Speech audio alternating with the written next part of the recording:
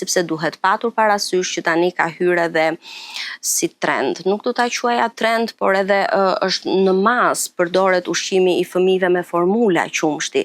Duhet kemi kujdes sepse shumica e këtyre formulave janë të pasuruara me vitaminë D dhe ndërkohë neve e shtojmë edhe nga jashtë vitaminën D, kështu që mund të bëhet një akumulim i kësaj vitamine në organizëm. Pra, janë raste të cilat duhet të konsultohen me një profesionist të shëndetit.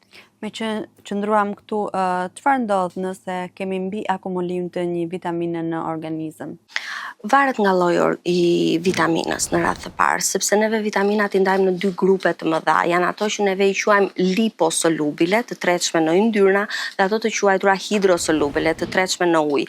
Vitaminat të cilat kanë risk të lartë të akumulimit në organizëm janë pikërisht ato që treten në yndyra, pasi ato akumulohen në organe të ndryshme dhe aty mund të shkaktojnë një dëm të caktuar, siç është rasti i mbimarrjes e intoksikacionit nga vitamina D. Për shembull, është bërë trend kohët e fundit që të përdoret vitamina D në doza ndoshta edhe të pakontrolluara dhe ajo akumulohet në mëlçi kryesisht edhe shkakton dëm në këtë organ.